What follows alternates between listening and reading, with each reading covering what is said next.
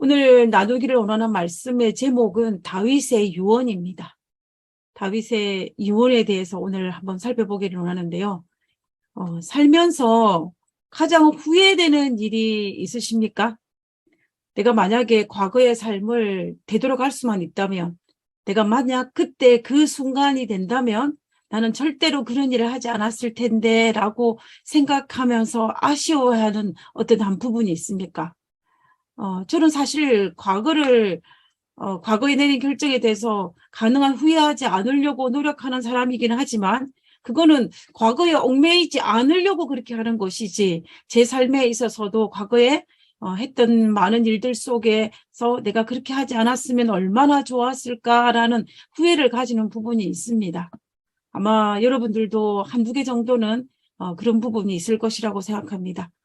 어, 이 사람의 이 여인의 이름은 브루니 웨어라는 여인입니다. 오스트레일리아에서 그 시한부 환자들을 돌봤더니 호스피스 병동에서 오랫동안 간호사로 활동했던 여인입니다.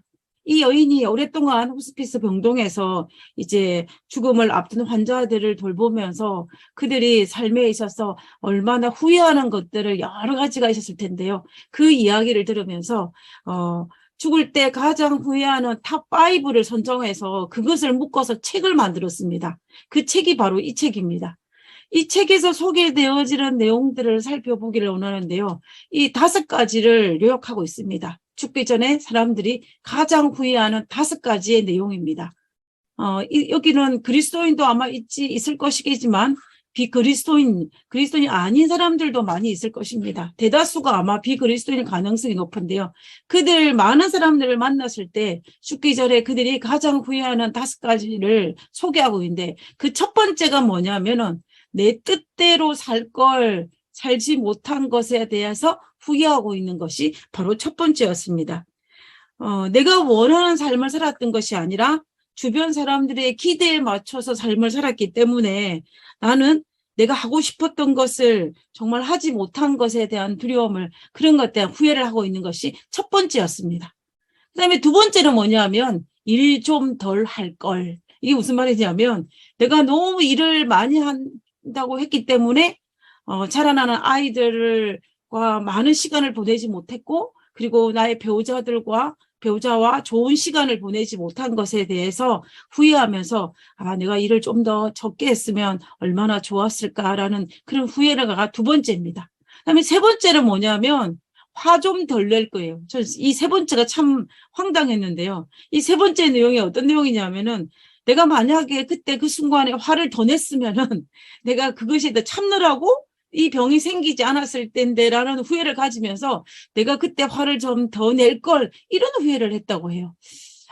저는 오히려 제 반대인 것 같아요. 그때 좀 참았으면 더 좋았을 텐데라고 후회는 했지만 그때 화를 좀 더 낼 거라는 후회를 제가 해본 적이 별로 없는데 이런 후회를 한다고 합니다. 아마 사람에 따라 다르겠죠. 그다음에 이제 네 번째는 뭐냐면 친구들을 좀 더 챙길 거라는 게 네 번째 후회였습니다. 왜냐하면 이제 죽음이 얼마 남지 않았을 때 자기가 옛날에 알고 지냈던 친구들과 연락을 해보고 싶은데 오랫동안 그 친구들을 챙기지 않았기 때문에 이 자기 핸드폰에 나와 있는 그 주소록에 그 친구를 연락할 수 있는 번호가 없는 거예요. 그리고 그 친구를 알 수 있는 연락처를 찾을 수가 없는 것입니다. 그래서 그것을 후회하면서 내가 좀 더 친구들을 잘 챙겼으면 얼마나 좋았을까라는 그런 후회를 하였다는 것입니다. 그 다음에 5번째는 뭐냐면 도전하며 살 걸. 내가 오래된 삶의 습관과 또 오래된 나의 삶의 패턴에 머물러 있으면서 무엇인가를 도전하지 못했기 때문에 나는 스스로의 행복을 찾지 못했다라는 그런 후회를 하면서 나의 삶을 좀 더 도전적으로 살았으면 좋았을 것을 라고 후회한다고 합니다. 이 5가지가 죽기 전에 사람들이 가장 후회하는 5가지를 뽑은 것입니다. 우리가 아마 여러분들이 이 5가지 중에서 동의하는 것도 있고 동의하지 못하는 것도 아마 있을 것입니다. 이게 하나님을 알지 못하는 사람들도 죽기 전에 여러 가지 후회를 합니다. 우리가 오늘은 정말 하나님을 너무나 잘 믿었던 이 다윗이 죽기 전에 무엇을 후회하였는지를 다윗의 유언을 통해서 한번 살펴보기를 원하는 것입니다. 다윗은 어쩌면 성공적인 삶을 살았던 인물이 다윗입니다. 40년 동안 성공한 왕으로서 살았기 때문에 그의 삶이 결코 실패한 삶이라고 할 수 없을 것입니다. 그럼에도 불구하고 다윗은 죽기 전에 후회하는 것이 하나 있었습니다. 후손들에게 대대로 존경받는 다윗이었지만 그럼에도 불구하고 다윗은 후회하는 것이 있었고, 또 하나님께서 정말 다윗의 그 후손들이 왕위를 이어갈 때 여러 가지 실수를 하였지만 그럼에도 불구하고 하나님 그 왕위가 다른 지파에 넘어가지 아니하고 다윗의 후손에게 넘어갔던 것은 하나님과 다윗 사이에 맺었던 그 언약 때문에 넘어가지 않았다라고 말할 정도로 하나님께서는 다윗을 사랑하셨습니다. 다윗의 사랑을 받는 다윗이었습니다. 하나님의 사랑을 받는 다윗이었습니다. 그럼에도 불구하고 그런 삶을 살았던 다윗임에도 불구하고 다윗은 죽음을 눈앞에 두고 과거를 되돌아보면서 정말로 후회하는 것이 하나 있었던 것입니다.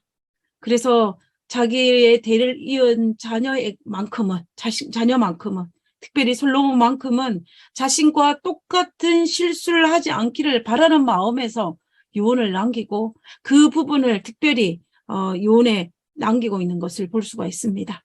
저는 다윗의 유언 중에서 그 부분을 한번 살펴보기를 원하는 것입니다.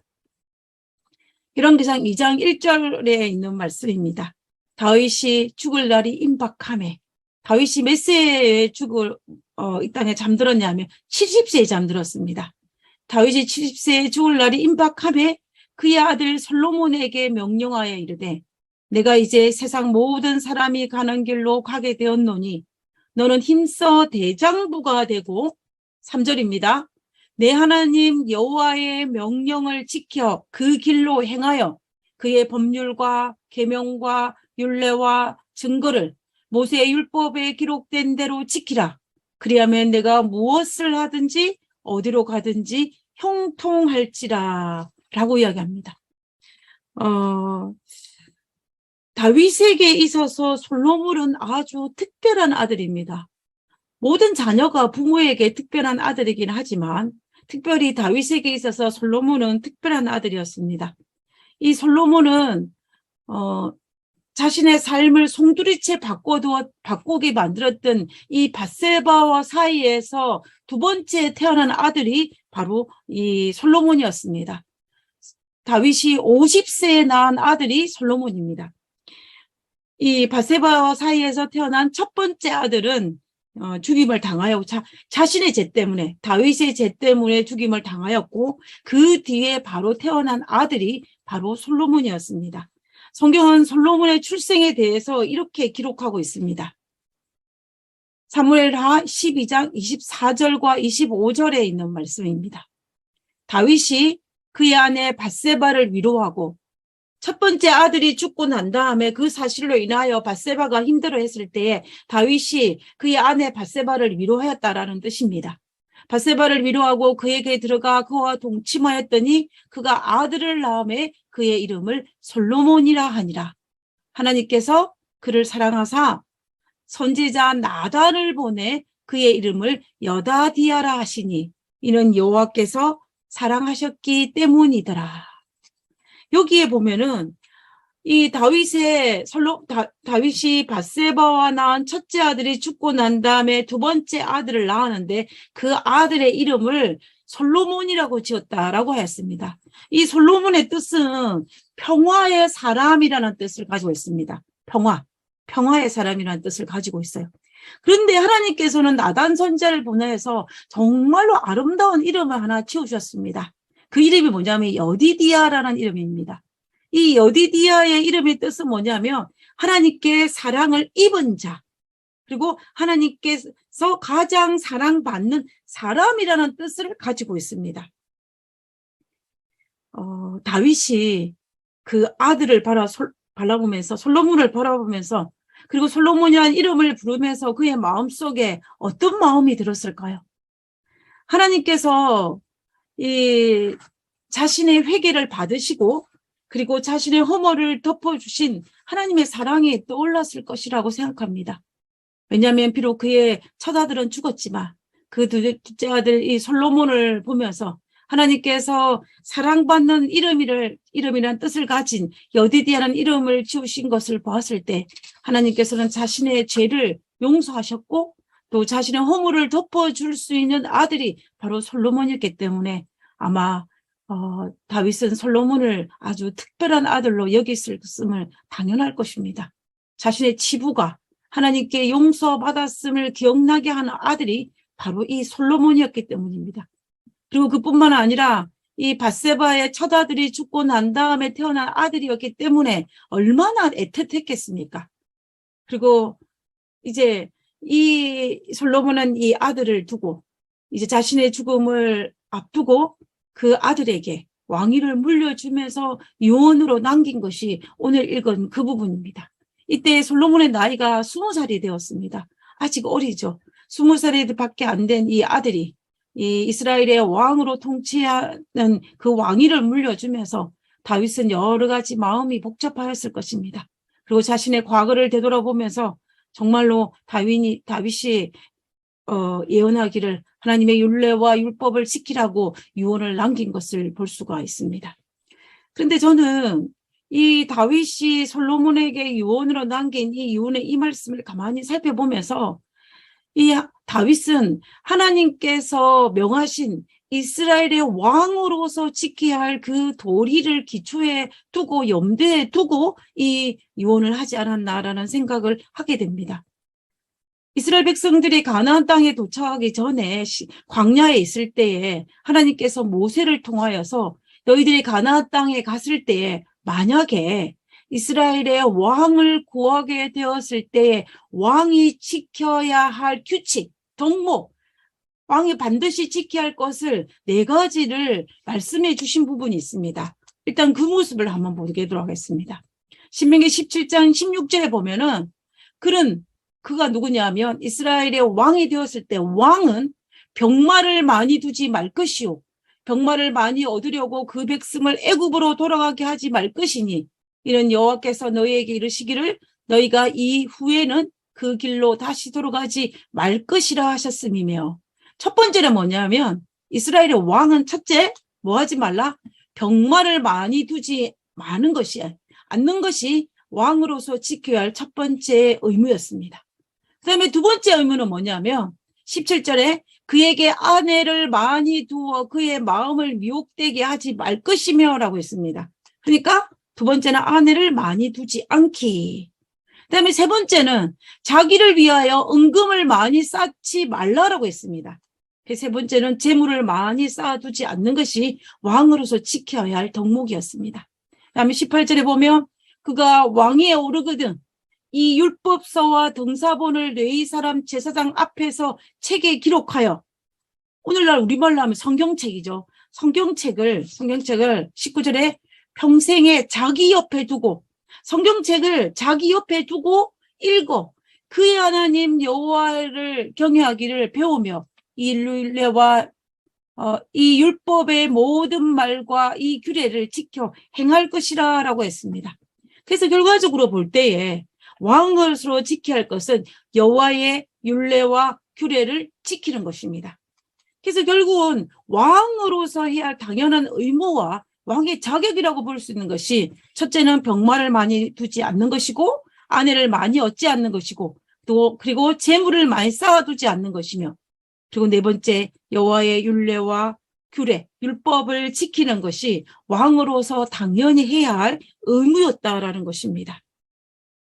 다윗은 이 4가지를 너무나 잘 알고 있었습니다. 다윗은 분명히 이 신명기를 읽고 이 내용의 말씀을 잘 기억하고 있었을 것입니다. 우리가 알다시피 다윗의 생애를 살펴보면 다윗이 왕으로서 40년 있을 때 보면 이 병마를 많이 두었다라는 기록은 그렇게 찾을 수가 없습니다. 그리고 아내를 다른 왕들에 비해서는 그렇게 많이 두지를 않았습니다.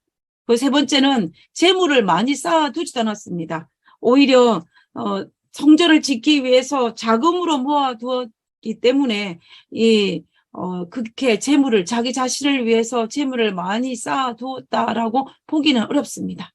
그 네 번째. 그런데 이 다윗에게 한 가지 걸리는 것은 뭐냐면 여호와의 율례와 규례를 지키지 않았던 자신의 과거가 그의 삶에 들어왔을 것입니다. 자신의 과거를 되돌아볼 때 40년 동안 왕으로서 지낸 삶을 되돌아볼 때 나머지는 어느 정도 지킨 것 같지만 그렇지만 자기가 하나님을 사랑하고 하나님의 율례와 규례를 지키려고 노력하였지만 그럼에도 불구하고 자신이 정말 목에 걸린 가시처럼 하나님의 율례와 율법을 지키지 않았던 자신의 과거를 생각할 수밖에 없었던 것입니다. 그래서 다윗은 자신의 죽음을 눈앞에 두고 자신의 생애를 되돌아보면서 정말 가장 후회스럽던 것은 하나님의 율례와 규례를 지키지 않았던 그것을 떠오른 것입니다. 그것이 남의 아내를 탐하여 밧세바를 간음한 사건이었고 그리고 자신의 죄를 덮기 위해서 거짓 증거를 하였고 그로 말미암아 이 우리아를 살해하는 살인죄를 지은 자신의 죄가 떠올랐던 것입니다. 그리고 정말 자신이 하나님의 율례와 율법을 지키지 못함으로 말미암아 자신의 가족에게 몰아닥친 그 많은 재난들 그리고 자신의 자녀들끼리 일어났던 이 피 흘리는 다툼을 떠올리면서 정말로 하나님의 율례와 율법을 지키지 않은 자신의 삶에 대해서 정말 많이 후회하였을 것입니다. 다윗은 여호와의 명령을 지키지 않음으로 인하여 당했던 이 수많은 아픔들을 그의 마음속에 뼈아픈 아픔으로 그가 간직하고 있었을 것입니다. 그는 그것을 기억하였을 것입니다. 솔로몬은 어땠을까요? 솔로몬도 그 옆에서 그 결과를 지켜볼 수밖에 없었습니다. 다윗의 장남이었던 암논은 그의 배다른 여동생 다말을 겁탈하였고 그리고 그 일로 말미암아 이 셋째 아들이 압살롬이 암논을 죽였고 그리고 압살롬은 아버지를 대항하여 아버지의 왕권을 빼앗으려고 하였고 그리고 이제 며칠 전에는 다윗의 넷째 아들이었던 아도니아가 자신의 왕권을 빼앗기 위해서 반역했던 행실을 다윗은 기억했던 것입니다. 다윗은 이 모든 것들을 살펴보면서 자신이 하나님 앞에 율례와 율법을 지키지 아니했던 그 모든 것들이 하나님께 용서받았지만 그의 모든 결과물을 바라보면서 그는 목구멍에 걸린 가시처럼 그에게 큰 아픔이었으면 우리가 미루어 짐작할 수가 있습니다. 근데 이 모든 그런 아픔이 나왔던 결정적인 이유가 그가 하나님의 율례와 율법을 지키지 않은 사실을 알았기 때문에 자신은 실패했지만 누구는 나의 아들 다윗은 실패하지 않게 하기 위해서 다윗이 왕위를 물려주면서 죽음을 얼마 남겨주지 않은 상태에서 그의 아들 솔로몬에게 유언을 남긴 것입니다. 그것이 사무엘서 2장 3절에 우리가 조금 전에 읽었던 이 말씀입니다. 내 하나님 여호와의 명령을 지켜 그 길로 행하여 그 법률과 계명과 율례와 증거를 모세의 율법에 기록된 대로 지키라. 나는 실패하였지만 나는 그렇게 하지 못했지만 사랑하는 내 아들아 너는 지키라는 것입니다. 그리하면 내가 무엇을 하든지 어디로 가든지 형통할지라 라고 다윗이 솔로몬에게 유언을 남기는 것입니다. 절대로 여호와의 명령을 뭐하지 말라? 벗어나지 말라는 것입니다. 자신처럼 여호와의 명령을 어기는 이런 실패를 하지 말고 하나님의 율례와 율법을 지키라고 거듭거듭 반복하여 당부하는 이 아버지 다윗의 모습을 볼 수가 있습니다. 우리는 이것을 볼 때에 다윗이 얼마나 그 사실을 두고 후회하였는지를 우리가 미루어 짐작할 수가 있다라는 것입니다. 여러분 웰다잉이라는 말을 들어보신 적이 있으십니까? 웰다잉. 그리고 웰빙이라는 말은 자주 사용하지 않습니까? 웰빙이라는 그런 단어와 파생되어 있어서 만들어진 신조어가 웰다잉입니다. 이 웰다잉이라는 뜻은 뭐냐면은 이 굿데스, 좋은 죽음에서 파생되어 가지고 이 웰다잉이라는 용어를 사용했습니다. 이것은 준비된 죽음을 의미합니다. 편안하게 고통 없이 행복한 죽음을 맞이하는 그것을 웰다잉이라고 합니다. 한마디로 말하면 품이 있는 죽음을 준비하는 것을 우리가 웰다잉의 삶이라고 이야기하는 것입니다.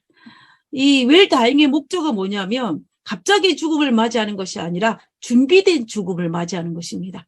그래서 후회 없는 죽음을 맞이하기 위해서 준비하는 것을 우리가 웰다잉이라고 이야기하면서 웰다잉의 삶을 살아야 한다라고 이야기합니다. 이것은 단순히 우리가 장례식을 위해 준비하는 그거를 의미하는 것만은 아니에요.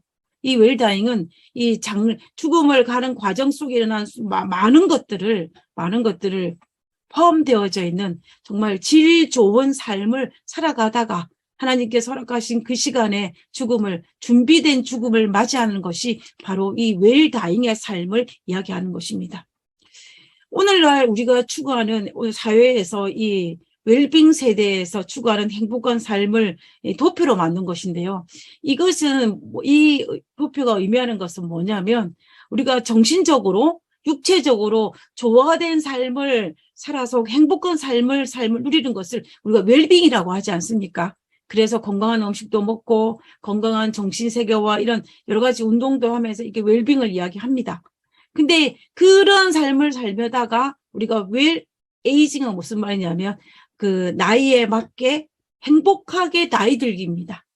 행복하게. 우리가 시간이 지나면 어쩔 수 없이 나이를 먹게 되지 않습니까? 50대가 되고 60대가 되고 70대가 되고 80대가 되고 90대 100세 시대가 살아가는 이 시대 속에서 우리가 정말 잘 나이 먹는 것입니다.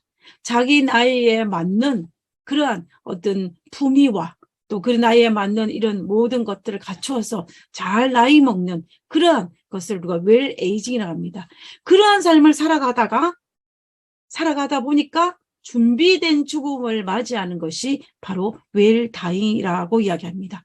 그래서 결국은 우리 인생을 이렇게 행복하게 잘 마무리 짓는 그러한 운동이 바로 이 웰리빙, 웰다잉, 웰에이징, 웰리빙 이런 모든 것들을 포함하고 있다라고 볼 수가 있습니다.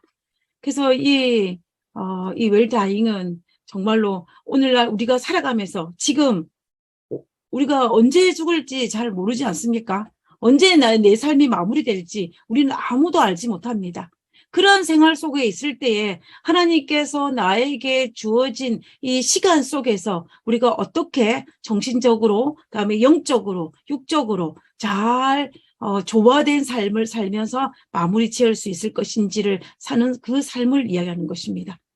그래서 이 전문가들이 이 웰다잉을 막 소개하는 전문가들이 우리가 어떻게 하면 잘 죽음을 맞이할 수 있을 것인가 그것을 준비하는 것이 무엇인가를 위해서 웰다잉 10계명을 만들었습니다. 10계명을 만들었는데요. 이거는 그리스도인 입장에서 만드는 것이 아니고 오늘날 사회적인 입장에서 우리가 죽음을 잘 맞이하기 위한 10가지의 계명을 작성하여서 우리가 어떻게 하면 준비된 죽음을 맞이할 수 있을 것인지를 위해서 10가지를 제안하고 있습니다.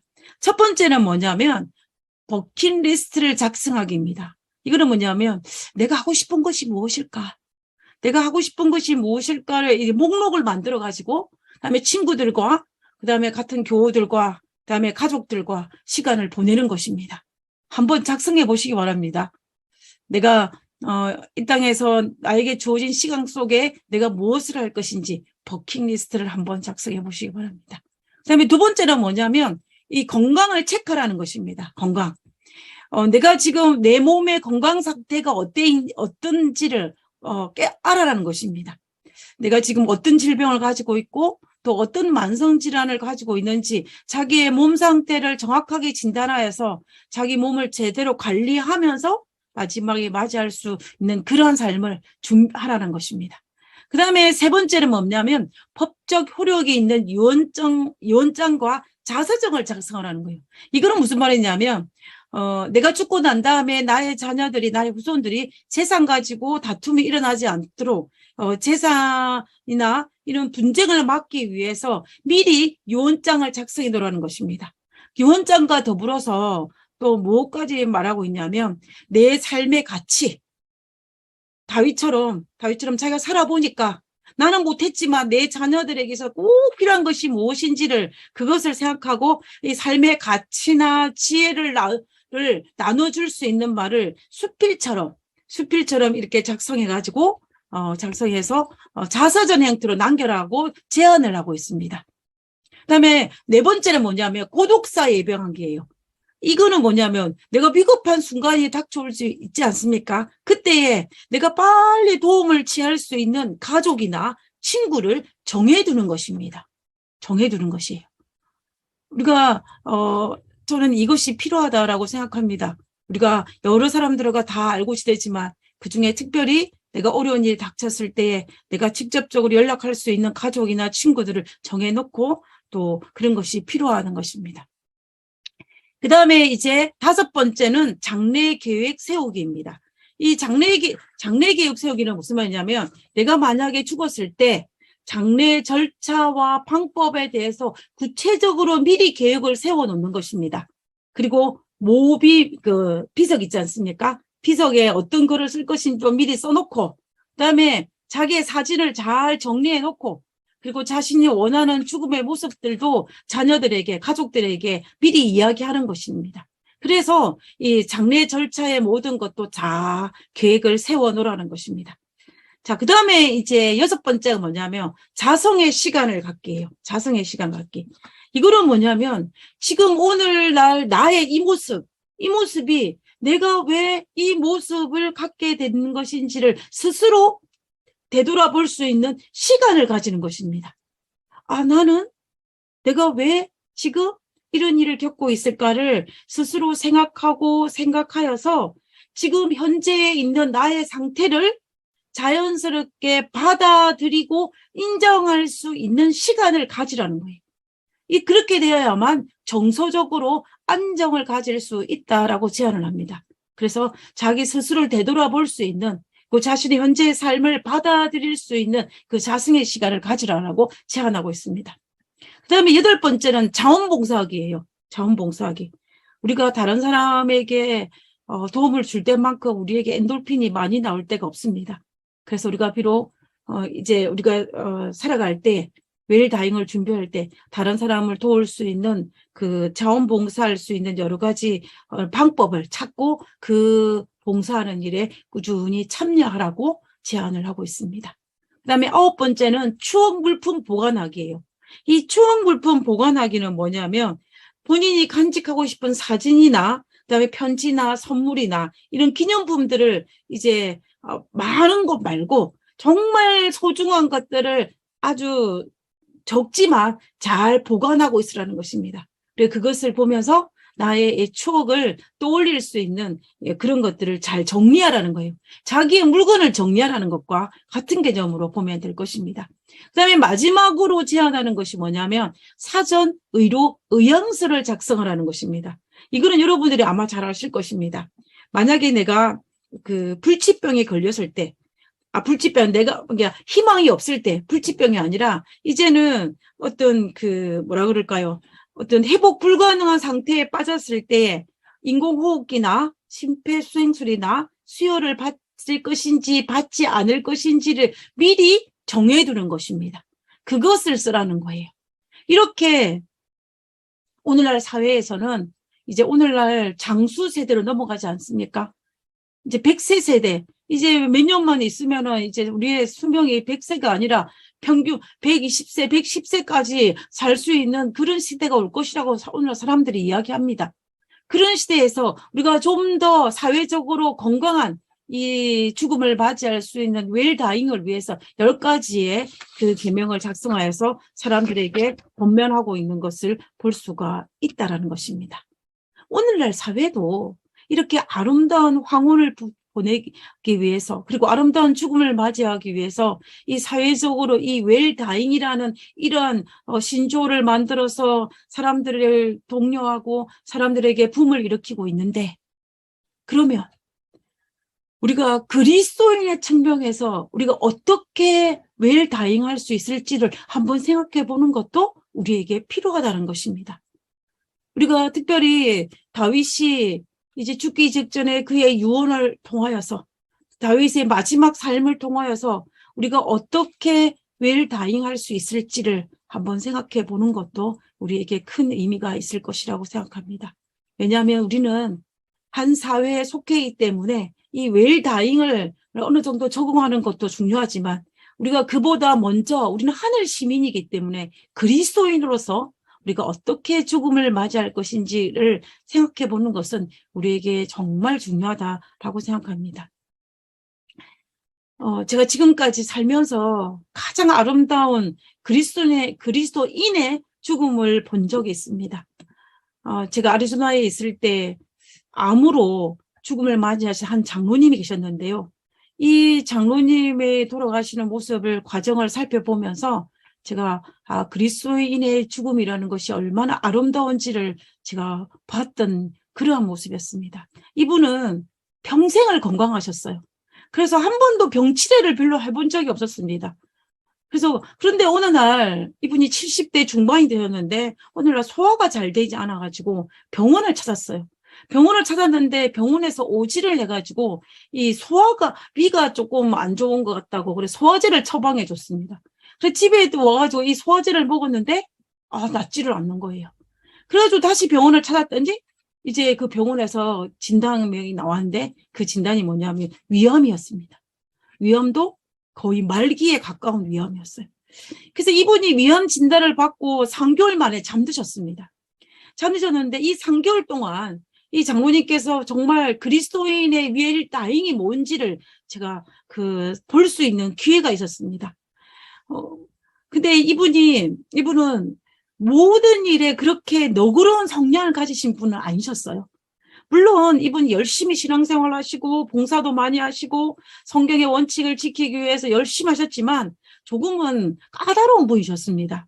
근데 그래서 그 모습이 얼굴에 그대로 나타나 있는 그분이 장로님이셨어요. 그랬던 그분이 이제 암을 진단을 받고 3개월 동안 투병하는 모습을 보면서 물론 삶에 대한 의지를 가지고 계셨습니다. 처음에는. 그러나 그 의지를 가지고 있으면서도 모든 것을 하나님께 맡기셨어요. 그래서 이제 암 진단을 받은 지 한 달 정도 지나니까 그분의 얼굴이 점점 바뀌었어요. 그래서 정말로 천사의 얼굴로 바뀌는 모습을 제가 지켜보았습니다. 옆에서. 그래서 제가 그 모습을 보면서 지금까지 봤던 그 모습보다 가장 아름다운 모습으로 바뀌는 모습을 제가 살펴볼 수가 있었습니다. 그리고 점점 이 몸이 약해져 가면서 생명의 빛은 점점 잃어갔지만, 그렇지만 하나님께 모든 것을 맡기며 또 아름다운 모습을 같이 지나가는 모습이 정말로 제게 감동적이었습니다.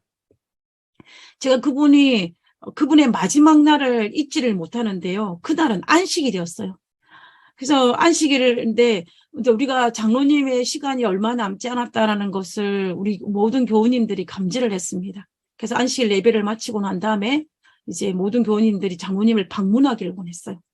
그래서 이제 장로님이 살고 있는 집이 굉장히 좁은 아파트였습니다. 그때 잠시 동안 아파트였는데, 그래가지고 모든 교인들이 다 방문을 한꺼번에 할 수가 없었어요. 첫 번째 방문을 누가 했냐면 저희 교회 학생반 아이들이 했습니다.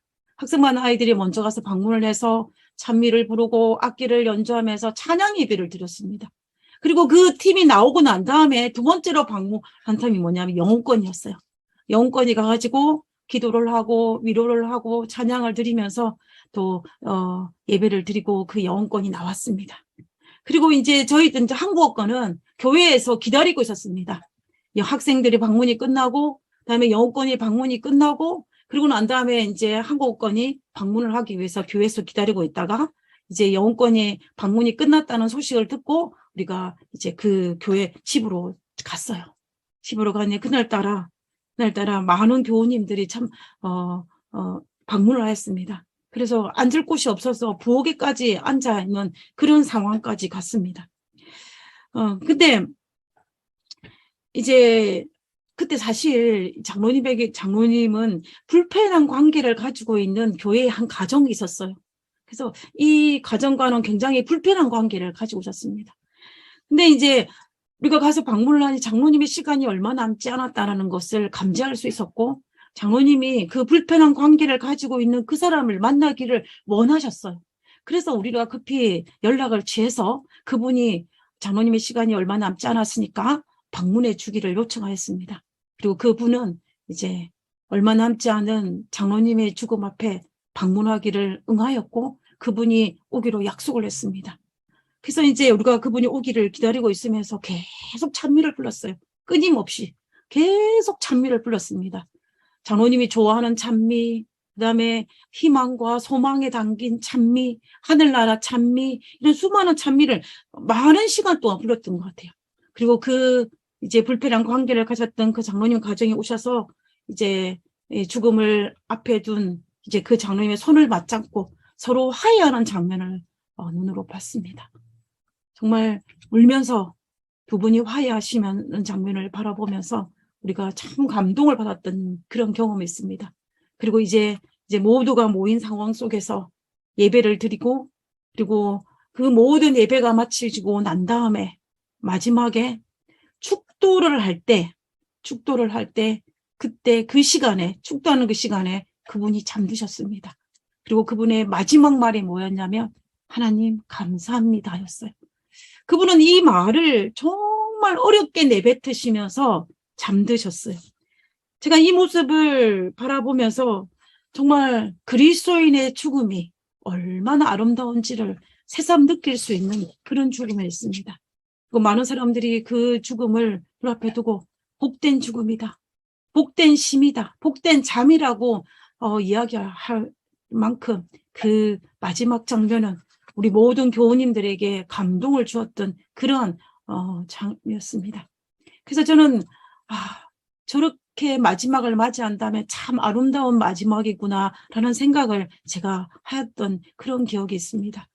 우리가 그리스도인으로서 아름다운 성도의 웰다잉을 준비하는 것이 우리에게 정말 필요합니다. 우리가 사회적으로 웰다잉도 필요하지만 그보다 더 중요한 것은 우리는 하늘 시민권자로서 그리스도인으로서의 웰다잉을 준비하는 것이 정말로 필요하다는 것입니다. 우리는 다윗의 이 마지막 이 죽음을 하는 과정을 통해서 우리가 어떻게 하면 그리스도인으로서 웰다잉을 할 수 있을 것인지를 우리가 한번 이 시간 다윗의 그 마지막을 통하여서 한번 살펴보기를 원하는 것입니다. 첫 번째는 뭐냐면 이것이 제일 중요하다고 생각합니다. 우리가 그리스도인으로서 마지막 웰다잉을 할 수 있는 처음이자 정말 다른 것과 견줄 수 없을 만큼 정말 중요한 부분이 바로 이 부분입니다. 하나님과 밀접한 관계를 유지하는 것입니다. 다윗은 비록 젊은 날 하나님의 율례와 율법을 어겨서 정말 그 죄를 지음으로 말미암아 또 하나님께 용서받았지만 그 결과를 바로 아픔을 가졌지만 그리고 자신의 잘못을 인정하고 그로 말미암아 또 하나님께 용서받았지만 그 많은 과정들 속에서 그런 수많은 일들을 했지만 다윗은 어땠습니까? 그 많은 관계들 속에서 하나님과 밀접한 관계가 절대로 끊이지 않았습니다. 그 말은 다시 말하면 다윗과 하나님 사이에 밀접한 관계를 유지했다는 것입니다. 우리가 성경에서 그것을 증명해 줄 수 있는 그 부분이 역대상 22장 5절입니다. 다윗이 이르되 내 아들 솔로몬은 어리고 미숙하고 여호와를 위하여 건축할 성전을 극히 웅장하여 왕국의 명성과 영광에 있게 하여 할지라. 그러므로 내가 이제 그것을 위하여 준비하리라 하고 다윗이 죽기 전에 많이 준비하였더라. 다윗은 하나님의 성전을 짓지는 못하지만 뭐 했다는 거예요? 내가 죽기 전에 내가 할 수 있는 여호와의 성전을 짓기 위해서 많은 성전 기물들을 준비했다는 것입니다. 그 말은 이 말이 의미하는 단적인 것은 그는 하나님과의 관계에는 뭐가 없었다? 문제가 없었다라는 것을 증명하는 성경 구절입니다. 그는 비록 성전은 짓지 못했지만 그가 하나님의 관계는 문제가 없었기 때문에, 그렇기 때문에 그는 어떻게 했다는 거예요? 성전을 위해서 할 수 있는 본인이 준비하면서 하나님과 깊은 관계를 맺었다라는 것입니다. 우리가 이 사실을 볼 때에 비록 다윗은 대략적으로 49세에 밧세바의 가름 사건을 지었지만, 그리고 61세에 인구조사를 하는 죄를 지었지만, 그렇지만 그럼에도 불구하고 정말 자신의 죄를 회개하고 하나님 앞에 최선을 다해서 정말 성전 건축을 위해 준비하는 모습을 통해서 하나님과 관계를 유지하였음을 우리가 알 수 있다는 것입니다. 그러면 우리는 이 사실을 통하여서 우리가 어떤 위로를 받을 수 있습니까? 우리가 이 땅에 살면서 때로는 죄를 짓고, 때로는 실수를 하고, 때로는 범죄하기도 하고, 때로는 실패하는 삶을 살지만, 그럼에도 불구하고 우리가 어떻게? 하나님 앞에 회개하고 하나님과 다윗처럼 깊은 관계를 지속적으로 유지해가는 것이 정말 중요하다는 것입니다. 우리가 사회적으로 웰다잉도 중요하지만 그리스도이기 때문에 우리가 그리스도인의 웰다잉을 준비하기 위해서는 다윗처럼 어떠한 상황이 우리의 삶에 닥쳤다 할지라도, 내가 지금 어떤 상황이라 할지라도 내가 있는 곳에서 하나님과 깊은 영적 교제를 나누고 하나님과 밀접한 관계를 유지하는 것이 우리가 그리스도인으로서 웰다잉을 할 수 있는 전제 조건이라는 것을 우리가 반드시 기억해야 할 것입니다. 그래서 우리가 어떤 상황이 우리의 삶에 처한다 할지라도 우리는 결코 모아지면 안 돼요. 하나님과 관계를 파괴하는 그 일에 동참해서는 안 된다라는 것입니다. 그다음에 두 번째는 뭐냐면, 두 번째는 후손들의 믿음을 준비시키는 다윗의 모습을 볼 수가 있습니다. 다윗은 죽음에서까지 자신의 왕위를 이어가는 솔로몬에게 믿음을 강조하지 않았습니까? 그래서 유독 다윗은 솔로몬에게 믿음을 준비시켰고, 그리고 그뿐만 아니라 이 솔로몬의 후손으로 이어지는 그들의 믿음까지도 이어지는 것을 볼 수 있습니다. 우리가 조금 전에 읽었던 열왕기상 2장 3절에 그 율법을 지키라고 말했고, 그다음에 4절에 보면 여호와께서 내 일에 대해 말씀하시기를 내 자손들이 솔로몬과 그의 후손들이 그들의 길을 삼가 마음을 다하고 성품을 다하여 진실이 내 앞에 행하며 이스라엘의 왕위에 오를 사람이 내게서 끊어지지 아니하리라 하고 권면합니다. 결과적으로 다윗은 솔로몬과 그의 후손들에게 하나님의 율례와 율법을 지키라, 그들을 하나님을 향한 믿음을 잃어버리지 않을 길을 권면을 더했던 것을 볼 수가 있다라는 것입니다. 다윗은 비록 자신은 실패했지만 그의 후손은 정말 실패하지 않기를 원합니다. 우리도 그렇지 않습니까? 나는 실패했지만 누구는요? 나의 자손은, 나의 자녀들은 실패하지 않기를 바라는 우리들의 마음이 있음을 우리는 압니다. 그와 마찬가지로 다윗도 그렇게 했다는 것입니다. 결국 다윗의 모든 유언의 핵심은 뭐냐면 하나님의 율례와 율법을 잘 지키라는 것입니다. 자신의 솔로몬에게, 그리고 그 아들에게, 그의 후손들에게 믿음을 잘 지키라고 유언을 남기고 있는 이 다윗의 모습을 우리는 볼 수가 있습니다. 우리가 너무나 잘 알고 있는 이 노예 해방의 아버지 에이브라함 링컨의 대통령을 여러분은 다 기억하실 것입니다. 그리고 그의 어머니 낸시 여사도 우리가 기억하실 것입니다. 이 아브라함 링컨은 1806년에 미국 켄터키주의 아주 조그마한 마을에 아주 가난한 가정에 태어났습니다. 그래서 너무 가난했기 때문에 정규교육을 받지 못했어요. 그가 받은 교육은 유일하게 그의 어머니 낸시 여사가 그 아들을 품에 안고 그 아들에게 읽어주었던 성경이었습니다. 그리고 그 어머니가 오래 살았던 것도 아니에요. 이 아브라함 링컨이 10살이 되었을 때 그의 어머니 낸시 여사는 죽게 됩니다. 그렇지만은 이 낸시 여사가, 어머니가 아들에게 남겨준 그 마지막 유언, 사랑하는 아들아, 나는 너에게 100에이커의 땅을 물려주는 것보다 이 한 권의 성경책을 물려주는 것이 진심으로 기뻐한다라고 말했던 그 어머니의 믿음을 그 아들이 고스란히 물려받은 것입니다. 그래서 이 아브라함 링컨이 대통령이 되었을 때도 어머니의 유언을 따라서 말씀을 읽었고 그 말씀대로 미국을 통치하려고 노력했다고 그가 고백하였습니다. 만약에 이 링컨이 성경의 원칙이 없었다면 그런 노예 해방이라는 역사를 이루어내지 못했을 것입니다. 링컨의 어머니 낸시 여사는 비록 그의 삶이 힘든 삶이었지만 그 아들에게 그 믿음을 유산으로 물려주었고, 그리고 그런 힘든 삶이었지만 하나님과 관계가 아주 긴밀하였기 때문에 그런 그리스도인으로서 정말로 웰다잉의 삶을 산 여인이 바로 이 낸시 여사라는 것을 알 수가 있습니다. 우리가 정말 다윗의 유언을 묵상하면서 우리는 매 순간순간마다 그리스도인으로서 정말 잘 사는 삶이 필요합니다. 그리고 아름다운 죽음을 맞이하기 위해서 웰다잉의 삶을 준비해가는 삶도 굉장히 필요하다는 것입니다. 그러기 위해서는 하나님과 깊은 관계를 맺어야 할 것이고, 그러기 위해서는 우리의 후손들과 정말 우리 후손들에게 아름다운 믿음을 전수할 수 있도록 우리가 올바른 모범과 그들에게 올바른 권면을 하는 것이 우리에게 큰 숙제로 남아있을 것입니다.